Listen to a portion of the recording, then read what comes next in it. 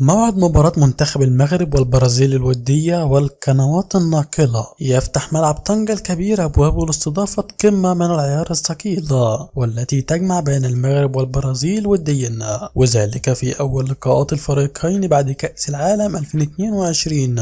قدم منتخب المغرب أداء لافتا للأنظار في مونديال قطر، ونجح في حفر اسمه بحروف من نورا، حيث أصبح أول منتخب أفريقي يصل لنصف النهائي، وكان على وشك الحصول على البرونزية لولا اصطدامه بمنتخب كرواتيا في مباراة المركز الثالث.